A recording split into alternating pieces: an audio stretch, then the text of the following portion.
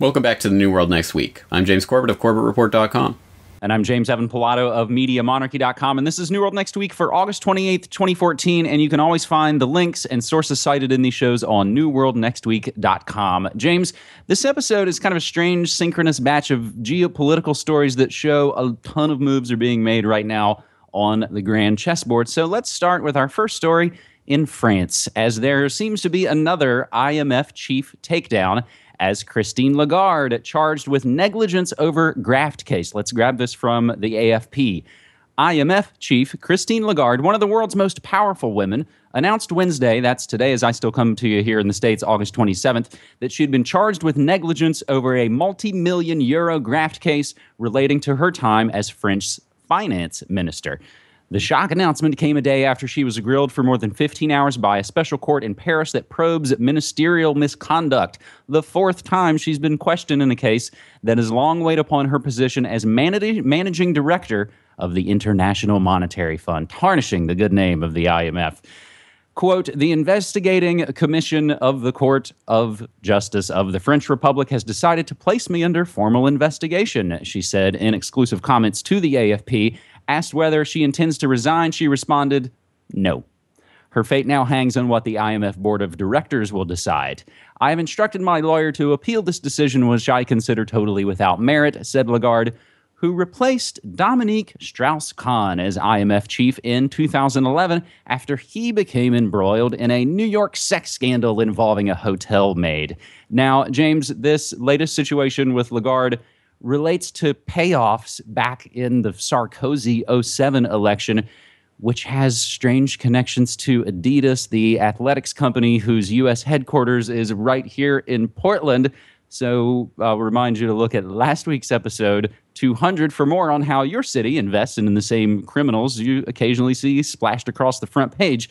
But James, we covered the Wrath of Kahn, as we called it, back in May 2011 on New World Next Week. And now there's another scandal. Is this just par for the course, or is there more going on here?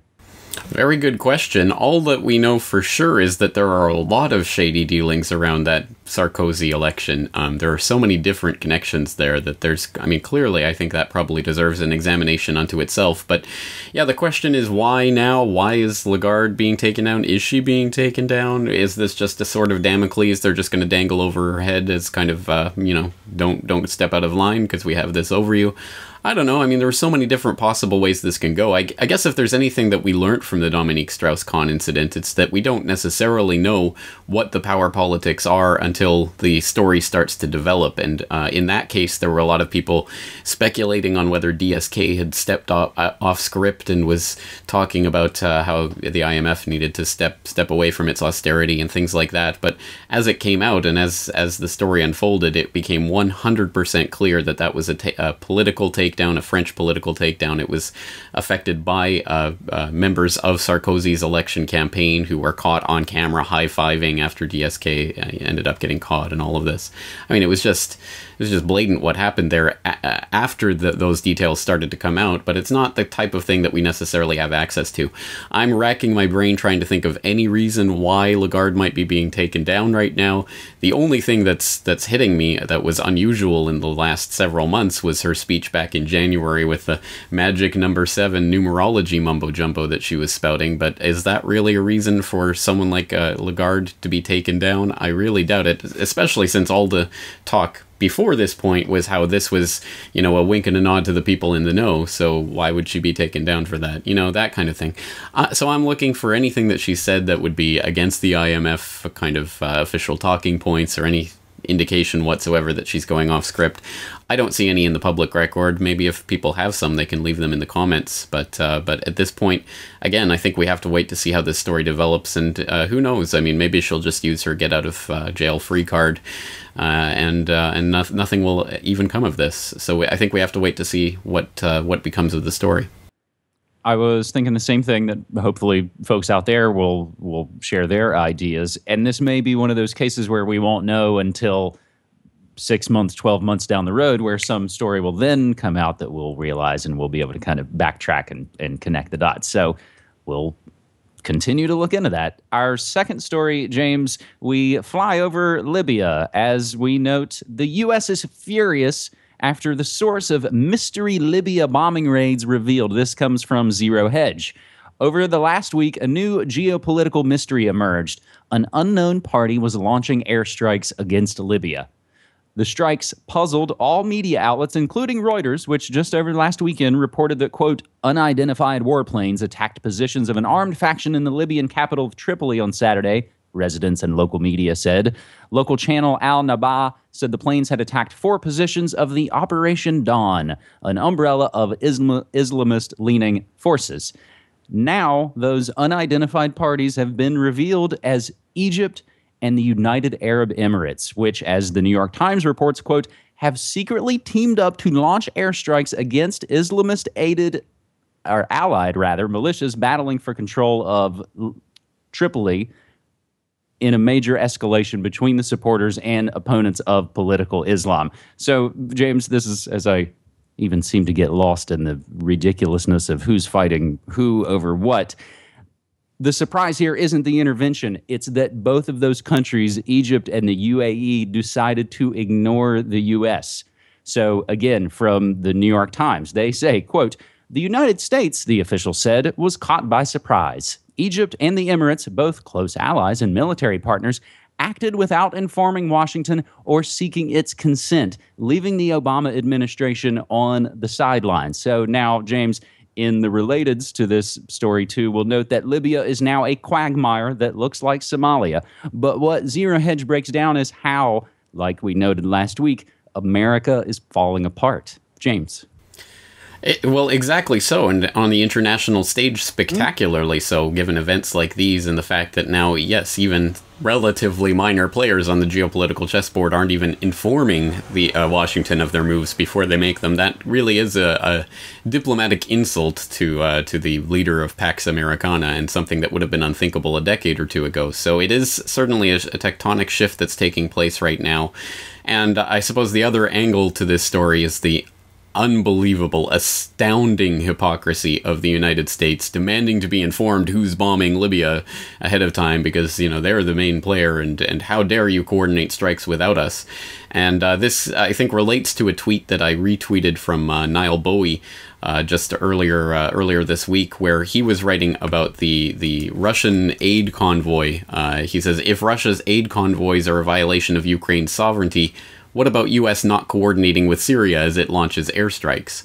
Well, in the exact same way, if they're upset about other countries attacking Libya, then what about not coordinating with Syria on airstrikes, or not coordinating with Iraq, or what have you? Again, the hypocrisy is just there to see for all. And then I suppose the third thing that this really exposes is the fact that Libya is a total 100% failed state. And of course, it is a failed state specifically and precisely because of the illegal war of aggression waged on it by NATO in 2011 under the guise of the humanitarian aid, the R2P, whatever ridiculous phrase they use to try to justify that illegal invasion. So it is a quagmire, and of course, who are the people who are ultimately suffering the most? It is the Libyan people, and I think we have to be concerned about what's happening there and continuing to follow this, despite the fact that Libya has basically disappeared from the face of the planet as far as the MSM is concerned. James, I'm still taking and making notes as we're doing this episode. I'm fairly certain we covered R2P, the responsibility to protect, specifically on a New World Next Week segment. We will include those links as well. And note that, again, we've got some related notes on the quagmire that looks like Somalia from our friend GJ Salisbury on Twitter. But James, you mentioned Syria and some of the other geopolitical players we have not yet mentioned on this episode 201 of New World Next Week. So let's move to our third and final story this week. Video of James Foley beheading may have been staged. Let's grab this from The Age newspaper out of Australia. A film purporting to show the beheading of James Foley was probably staged, according to a forensic science company, which suggests the American journalist's execution may have been carried out off camera. The footage was most likely edited later using slick post-production techniques, according to the analysis for The Times in London by an unnamed international forensic science company that has worked for police forces across Britain, The Times in London claimed. The analysis suggested that the militant, who speaks with a London accent and is believed to be British rapper Abdel Majed Abdel Barry. He may have been the front man for the execution and not necessarily the killer. Quote, "I think it has been staged," one of the forensic experts told the Times of London. "My feeling is that the execution may have happened after the camera was stopped." The Times said that the company did not question that Foley had been beheaded, but rather pointed out that camera trickery appeared to have been used. James, our third story is somewhat of a two-parter, and I set them up and you knock them down. But the other part of this is cueing the American Al-Qaeda meme right on time as an American fighter fighting for ISIS killed in Syria, this via CNN. An American man died last weekend in Syria while fighting for ISIS, the latest evidence of a reach of a terror group that's become increasingly powerful and feared in the eyes of Americans. Again, this is coming from CNN. Douglas MacArthur McCain, aged 33, died in a battle between rival extremist groups in the suburbs of Aleppo, Syria's once bustling commercial capital and largest city, according to the Syrian Observatory for Human Rights, a British-based group that monitors the conflict. The man's uncle, Ken McCain, said that his nephew had gone to fight as a jihadi and that the U.S. State Department told the family Monday about the death. Like U.S. officials, the group characterized McCain as an ISIS fighter and said he was killed battling the Al-Nusra Front, an al-Qaeda-linked organization that the U.S. government has blacklisted as a foreign terror organization. James, the syncs and strange notes and names and numbers ring all throughout these geopolitical stories. But the James Foley beheading story first has been a massive one, so I look forward to your take on this. Well, regarding the Foley video, I mean, it's interesting how nonchalant they are in saying, oh yeah, it's a fake. I mean, this, to me, is a pretty paradigm-shifting moment. Not obviously in the fact that videos are faked. I think people already understand that. But the fact that this is now being quite openly admitted and just treated as, well, just sort of par of the course. We are entering into that Running Man kind of sci-fi fiction fantasy world where, yeah, you really can't believe anything that you're seeing. You really do have to question it. And here it is coming from a mainstream UK paper. So very, very interesting to see that analysis come out. But of course, they want you to believe that, oh, yeah, I mean, the video was faked. But of course, he was killed, and killed in the way that we were told he's killed. It's just the video itself that was faked.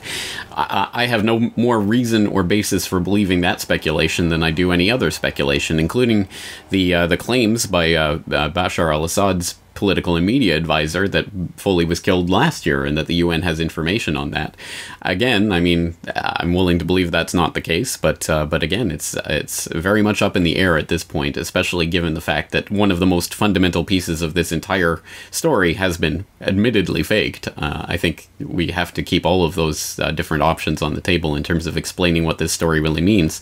But on the broader theme of American Al-Qaeda and all of this, I mean, it really is extremely obvious what is happening now. I mean, there is a concerted effort right now to crank up the fear to an 11 around this ISIS, IS, whatever terror group.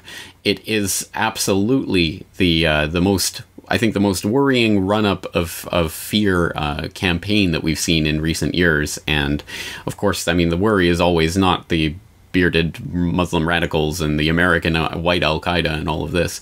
It is obviously the false flag implications of this, and the talk of blowing up cities, and the talk that Chicago has been targeted, and all of this kind of stuff. I mean, again, the propaganda is off the charts right now, so I'm very concerned about that. And of course, we're approaching the October economic doldrums, where most of the market crashes in history have come, even as we're hitting 2,000 on the S&P and all of these other unbelievable highs on the stock markets. Again, there's just a lot of worrying things that are lining up for this fall season.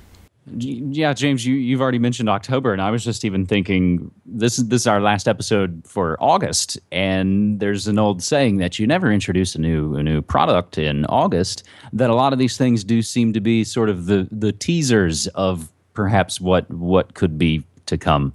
So, James, I think in light of this episode 201, it seems like Adidas should stand for All Day I Dream About Synchronicity. A lot of those stories finding really interesting connections and syncs, if you want to call them that. I think we should probably wrap up this episode 201 and note for folks to please continue to submit stories to us on Twitter using hashtag New World Next Week. There's a lot of great folks submitting a lot of great stories and a lot of data points that we may otherwise miss. We may not be able to always include them in the show notes, but realize that, of course, it is always appreciated. James? It really is. And, of course, I appreciate the work that you're doing there, James. Thank you so much for another 3 interesting stories. All right, man. Thank you.